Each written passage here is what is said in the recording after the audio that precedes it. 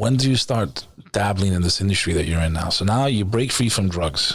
Yeah. You built a pretty nice business for yourself. Yeah. From what I'm understanding. You did how much in sales? In 2020, we did 38 million in sales. Yeah. Did you ever think you'd do that kind of business, man? No, you know, me and my business partner, Sebastian, sometimes we like just sit in the room, in the office late night, you know, because sometimes we're there till 11, 12 o'clock and we're just like, what, like how? Like, how did this happen? What was it like? So, I mean, is it safe to say you're a millionaire? Yeah. Okay. Yeah. What does it feel like, man, when you know that only, 2-3 years ago? Yeah. You were literally, it was like rock bottom. Like, it doesn't get, like, to me, there's nothing worse in my mind than being hooked on drugs like that at the bottom. Most people never make it back. And today you're a millionaire, bro. Yeah, well, it was more like 5 or 6 years ago.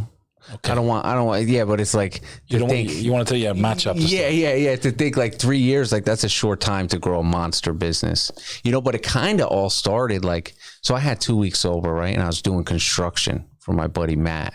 And I was just a laborer, right? And like one day he comes out of the office, he's like, hey, my brother he just went to jail. Like, so we have this company car. And at the time I didn't have a license, or I didn't have a car. So he's like, I want you to have this company car so I don't have to pick you up in the morning. And like a week goes by and I'm driving to work and everything's good. And then he comes out of the office and he's crying one day. It's a Wednesday afternoon. It was beautiful. It was in the summertime.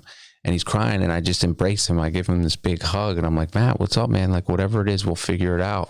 And he's like, Eric, I violated drug court. Like, I have to go to jail for the next 6 months. And he's like, I want you to run my business. You know, and I was like, man, I got like 3 weeks sober. Like, what are you talking about? You know? And at the time we were doing like 5 or 6 jobs. There's like 7 employees, you know, and he's like, he looked me dead in the eyes. He's like, I believe in you. Something different happened to you this time. I see you, you know, picking up all these other guys who are struggling and taking the meetings and doing what you got to do. He's like, I believe in you. And the next day we went to his bank account. He made me a co-signer on his account and I ran that construction company successfully for, 8 months while he was away. The construction company that you were working for. Yeah.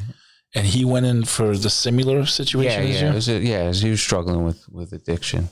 But then this is kind of how you two became partners. No, this is a different guy. This is Matt. But this is how it kind of leads up to this, right? So I leave. Now he's out of jail. I give him his company truck back and all the tools and everything. And now you kept your word. You kept your honor. Yeah. I made him a bunch of money. I made myself some money, and that was kind of a seed for me to get started.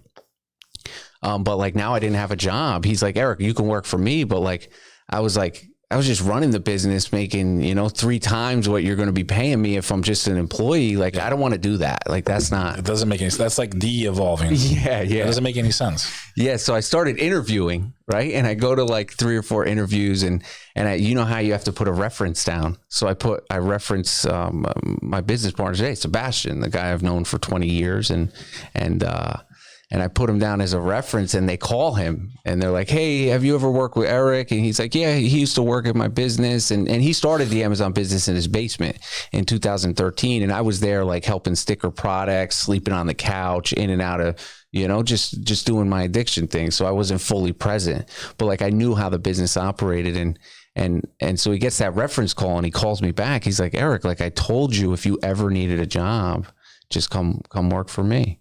And that's really where like the Amazon, me and him, we kind of just started vibing. And at that point there was maybe 4 of us in a small little warehouse and I was just an employee at the time. And then I became a manager and then, the years go by and I'm COO and now we operate this business together and it's thriving. And it's crazy. We grew over 100% from 2019 to 2020. Well, you did 38 mil, and of course, what happened helped probably a little bit. Yeah. But you were still going like this anyway. You just sped up already what you were about to do anyway. Yeah. That's fucking amazing, bro. Yeah, it's definitely wild. So we can clarify, so people that are listening and watching, what is exactly that you do in this industry? Like we mentioned Amazon, but it's not like you own Amazon. So what do you actually do? And how can you inspire others to, besides the fact, save their own lives and that they can become a millionaire from rock bottom? Yeah. What is it that you guys actually do in a nutshell? So we're considered third-party Amazon sellers. So what we do is we buy products wholesale.